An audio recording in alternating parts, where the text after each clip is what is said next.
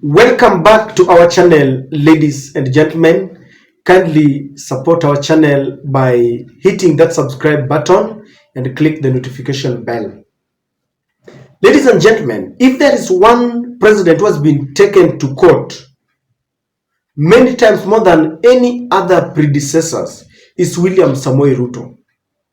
In less than 2 years, I believe Ruto has been taken to court many times compared to all his predecessors, Kenyatta, Moi, Kibaki, and Uhuru Kenyatta. When he introduced the topic on the GMO, the Law Society of Kenya and the Association of Peasant Farmers rushed to court. When he introduced the Finance Bill 2023, Kenyans rushed to court to challenge it.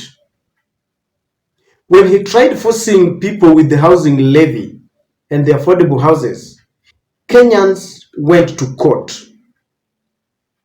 On the National Hospital Insurance Fund, the new scheme from the NHIF was introduced. Kenyans ran to court challenging some articles or some part of it. And when he declared that he wanted to take 100 policemen to Haiti, people ran to court. And then there was a time when he structured a plan to include Cleopas Malala, the secretary, the UDA secretary general, and people like the chairman of the Economic Council, Ndi. He wanted to include them into the cabinet. Some people went to court and it was thwarted. So I've just mentioned but a few. And this is less than 20 months after he was sworn in. When all this is happening, there has been a choreographed plan where a certain quota of leadership, especially from Mount Kenya, have come out to defend William Ruto and justify illegalities and questionable policies. If you look at people like Rigathi Gachagua, Ndindi Nyoro, Kimani Chungwa, these are people who are out to defend William Ruto no matter what happens. While all this is happening, there is one man who is being questioned, the Attorney General. And people are asking, do we have an incompetent Attorney General, JB Muturi? Is he undertaking his role? Because the role of the Attorney General's office is to give proper advice to the government before the government goes ahead to do anything. In fact, in a structured government, cases are not supposed even to go to court because the Attorney General is supposed to advise the president properly so that whatever he does, you don't even get to the court. And even if it gets to the court should look at it, and when they scrutinize, they will always give Ruto a clean bill of health without any threats and intimidation. Is Attorney General incompetent? This question is begging because it seems that the relationship between William Ruto and that of the Attorney General is not a cordial one. Let me give you an example. When the government proposed changes in the acquisition of ID, national identity card, birth certificate, death certificate, the passports, and all this, when they increased the price at which you can get these documents, and Kenyans were lamenting that this is wrong, the Attorney General came out and said that he was not aware of this, he was not consulted. And people are wondering, he is a man who sits at the heart of the president. He should be advising. How comes he did not know about this?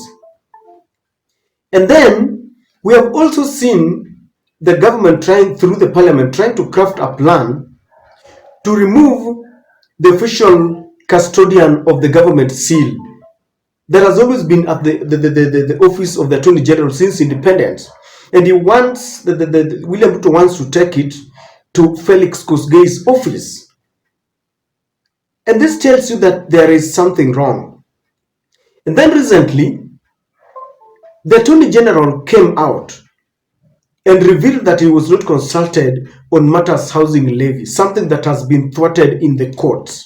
And he even criticized Kimani Chungwa for saying that this bill does not concern the county government. I did note that in the just after the memorandum of objects and reasons, the leader of majority, who is the sponsor of the bill, has indicated that this bill does not concern counties. I think we'll be cheating ourselves to say that the bill does not concern counties. There is no harm in the bill being processed as it is being processed in the National Assembly, and then finally there'll be an input from the Senate. If they think there is something, they can still come back to this committee in a mediation, in a form of mediation. Should they introduce conflicting provisions that the National Assembly may not be in agreement with? And this brings us to the conclusion that our Attorney General is not incompetent. Rather, he is not being consulted in this government. He has been given a ceremonial office, a big name as the Attorney General, but Ruto is running the government using his kitchen cabinet. A few individuals who will always dance to his tune. And this is not unique because even certain cabinet secretaries have come up and said that William Ruto is micromanaging things. No wonder you've seen William Ruto goes to negotiate for domestic workers in the UIA, something that ambassadors can do, ministers can do. He wants to have everything for himself.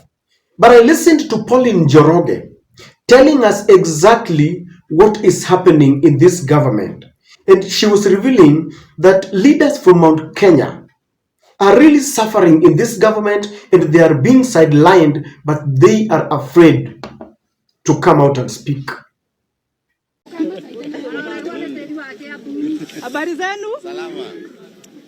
As I had said earlier, if there is a big lie that has been given in the last 1 year, that it should actually be put in the Guinness Book of World Record as the biggest lie of the year, is being told that the people of this region are shareholders in this government. People of this region cannot be shareholders in this government, and the money that was allocated to their projects by the previous administration has been taken away and redirected to other projects elsewhere, as if they are children of a lesser God and they do not deserve those projects. Also, money, we have seen issues of water, our roads that were ongoing and money had already been allocated is no longer there. Those roads are not the continuation, the construction has halted. So we are asking, where is our money and why is it being taken elsewhere if indeed we are shareholders? And when our MPs try to talk about it and to voice our concerns, they are given a phone call and they are told do not talk about that matter. When our ministers try to address these issues within ministers from this region, when they try to address those issues from within their dockets, they are wanangolewa, wanapelekwa wizara zingine ndio waache kuongea hiyo maneno. Na ndio waogope na iwe onyo kwao na kwa wengine mambo ya Mount Kenya wasiongelee. We are saying that is not our house. We have been taking comfort in someone else's house and saying we belong there.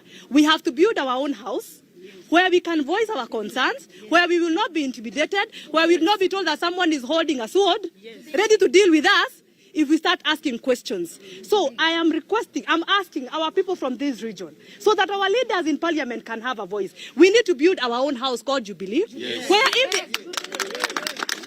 if they are chased away from the other side or they are intimidated, they will have a place to call home. Jubilee is our liberation party. That is the party that is going to liberate us from this oppression. We cannot be staying in the oppressor's house and saying hiyo ni nyumba yetu tuko na shareholding. Yes. From now moving on, we have to start a new movement where we go build our party Jubilee, and then from there start raising our voices, start challenging our MPs, our ministers to talk without fearing. We are not, I've said, we are not children of a lesser God.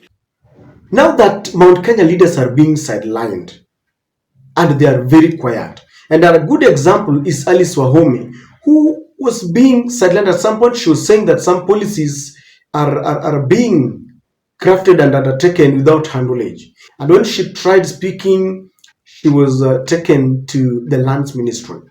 But for Attorney General Justin Muturi to come out and speak very openly, criticizing the majority leader in the National Assembly, it tells you that the wind is blowing very fast, and leaders are becoming more courageous, and they are saying they will no longer bury their heads in the sand like the proverbial ostrich.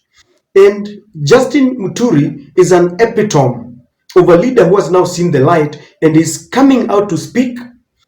He is ready to bite the bullet now because he feels undermined. There are rumors that the Attorney General had even, rendered his resignation letter to William Ruto. And William Ruto refused because he's afraid of that backlash. The government is already, grappling with very many changes, so much that if any government official will resign, it will really dent William Ruto's image. So Attorney General has decided he will not keep quiet, even when others are afraid, because it seems there are many of them who are very much afraid of coming out to talk, because people will ask them, you supported William Ruto. Why are you now coming out and telling us that you are being undermined?